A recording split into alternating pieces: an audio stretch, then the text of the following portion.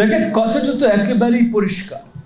সরকারের সমর্থন পুষ্ট একটি মাত্র রাজনৈতিক সংগঠন আছে, যেই রাজনৈতিক সংগঠনের কোনো নিবন্ধন না থাকা সত্ত্বেও, অন্য কোনো ধরনের লিগ্যাল বা কিছু স্ট্যাটাস না থাকা সত্ত্বেও সরকার যখনই আলোচনায় বসে ওই এক সংগঠনের নেতৃবৃন্দর সাথেই বসে, এবং শুধু এক সংগঠনের নেতৃবৃন্দ না, সরকারের হয়ে ওই একটি সংগঠনের নেতৃবৃন্দ কথা বলে।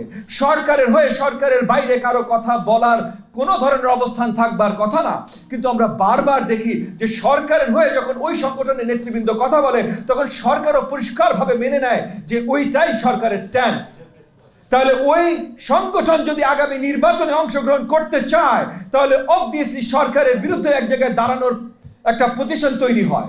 অনেকগুলো দলকেই তারা ডেকেছেন, প্রত্যেকটা দল তাদেরকে যারা ডেকেছেন তারা কোনো না কোনো সময় গত 8 মাসে বলেছে আরো লম্বা সময় এই সরকারকে দেখতে চায়। বিএনপি ব্যতীত অন্য এমন কোন রাজনৈতিক দলকে তারা দাওয়াত জানায় নাই যারা বলেছে আমরা গণতন্ত্র দেখতে চাই, আমরা যত শীঘ্রই সম্ভব নির্বাচন দেখতে চাই। আপনারা যদি একবার একটু পরিষ্কার করে তাকান, আমি অন্য কোন রাজনৈতিক দলকে ছোট বা বড় করছি না, কিন্তু পরিষ্কার দাওয়াত যাদেরকে দিয়েছে তারা পরিষ্কারভাবে গত 9 মাসে একবার দুইবার অনেকে বারবার বলেছে এবং বলে আসছে যে এই সরকারকে আরো বেশি লম্বা সময় থাকতে হবে। তার মানে কি একটা পক্ষপাতিত্ব হচ্ছে। এই সরকার আওয়ামী সরকার যেমন ছিল যে তাদের বিরুদ্ধে যদি কথা বলা হয় তবে তারা পছন্দ করেন এমন কথা যদি বলা হয় তাহলে তাদেরকে তারা ব্ল্যাকলিস্ট করে দিত। এই সরকার যদি দাওয়াত জানানোর সময় শুধু লম্বা সময় যারা চাচ্ছে তাদেরকেই দাওয়াত জানায়, তাহলে এই সরকারও তো একই রাস্তায় হাঁটা শুরু করছে বলে আমরা মনে করি। আমরা দেখতে চাই যত শীঘ্রই নির্বাচন দেয়া সম্ভব নির্বাচন দেয়া হোক, এবং নির্বাচনের পরিষ্কার একটি রোড ম্যাপ ইমিডিয়েটলি জনগণের সম্মুখে নিয়ে আসা হোক। তো তারা যদি অন্তর্বর্তীকালীন সরকার যদি আগামী সপ্তাহে একটা রোড ম্যাপ দিতে পারে, ওই রোড ম্যাপে যদি তারা আমাদেরকে পরিষ্কার দেখায় যে ডিসেম্বরে তারা নির্বাচন দিতে পারবে সুন্দরভাবে, তার আগে পারবে না, আমরা ডিসেম্বরে মেনে নেব। যদি তারা দেখে আরেকটু পরে তাহলে দিতে পারবে, তার আগে পারবে না, হয়তো তখন আমরা মেনে নেব, কিন্তু রোড ম্যাপটা তো আগে দিতে হবে ভাই। 9 মাস ধরে আপনি কথা বলে যাচ্ছেন, আপনি এখন পর্যন্ত বলছেন না যে নির্বাচন কিভাবে দেবেন। আপনি শুধু একটা ধোঁয়াশার ভিতরে মানুষকে রাখছেন। অল্প সংস্কার হলে ডিসেম্বর, বেশি সংস্কার হলে জুন। বেশি সংস্কার মানে কি, অল্প সংস্কার মানে কি, কে আপনাকে সেটার ম্যান্ডেট দিয়েছে, কোনো কিছু আপনারা পরিষ্কার করছেন না। এবং এই সরকারের জন্য যারা কথা বলেন, ওই যে একটা সংগঠনের কথা বলছি, যারা কথা বলেন তারা একবারে একই কথা বলেন যে 18 কোটি জনগণের ম্যান্ডেট নিয়ে এই সরকার কাজ করছে, অন্য কারোর কোনো ম্যান্ডেট নাই। এই সরকারকে 18 কোটির ম্যান্ডেট দিলটাকে পরিষ্কার একটু দেখাতে বলেন। এই সরকারের উপদেষ্টা মণ্ডলীর যে সদস্যরা আছেন যারা বলছেন তাদেরকে ম্যান্ডেট আছে, প্লিজ আমার সাথে এসে বসতে বলেন বা আমাদের সাথে এসে বসতে বলেন। আপনাদের সামনে ক্যামেরা নিয়ে এসে দাঁড়ান, যদি প্রমাণ করতে পারে ভাই তাহলে ওই মুহূর্তে তারা যবে নির্বাচন দিবেন আমরা সব মেনে নেব।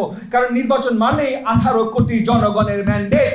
যতক্ষণ পর্যন্ত 18 কোটি জনগণের ম্যান্ডেট আপনি নেন নাই, মানে নির্বাচন আপনি দেন নাই, ততক্ষণ পর্যন্ত কোনো কিছু করার আপনার কোনো ম্যান্ডেট নাই। একটা সরকারের অনেকগুলো দায়িত্ব থাকে। আপনি যদি এখন বলেন নির্বাচন আগে না আপনাদের ঘরে ঘরে বিদ্যুৎ পৌঁছায় দিব, এটা আগে। আপনাদের ঘরে ঘরে বিদ্যুৎ পৌঁছায় দিব, এটা আগে, না আপনাদের ঘরে ঘরে গ্যাস পৌঁছায় দিব, এটা আগে। আপনাদের ঘরে ঘরে গ্যাস পৌঁছায় দিব, না রাস্তায় ট্রাফিক কন্ট্রোল করবো, এটা আগে। রাস্তায় ট্রাফিক কন্ট্রোল করবো, না আপনাদেরকে পুলিশ প্রশাসন সুন্দর করে দেবো যেন আপনারা আইন শৃঙ্খলা আইনের ব্যবস্থা পান, এটা আগে। এই ধরনের প্রশ্ন করলে আপনি সরকারের কথা শুনতেন? আপনি মানতেন? তাহলে এই কথাটা কেন মেনে নেন? কিছু তরুণ এসে যারা জুনিয়র দেখে নাই, যারা জীবনে কোনো চাকরি করে নাই, ব্যবসা করে নাই, রাজনীতি করে নাই, কিচ্ছু করে নাই, আজকে একটা চাকরি চালাতে দিলে পারবে কিনা আপনি জানেন না, হয়তো পারবে কিন্তু আপনি জানেন না। তারা এসে না বুঝে একটা কথা বলছে, এইটা আগে না, ওইটা আগে, ওইটা আগে না। বিচার ব্যবস্থা কেমনে হয় তারা জানে ভাই। গত 15 বছর হাসিনা আমাদের উপরে একটার পর একটা মামলা দিয়েছে, আমরা উকিল না হলেও শিখে যেতে বাধ্য হয়েছি বিচার ব্যবস্থা কিভাবে কাজ করে।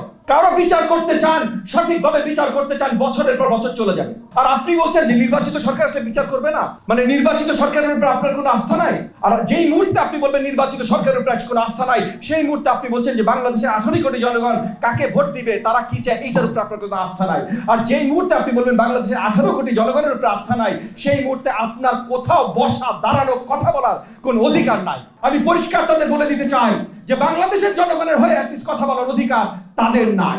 এই অধিকার যদি অর্জন করতে চান ভোট দেন, ভোট নিয়ে আসেন, তখন আপনি বলবেন আমরা চুপ করে শুনবো।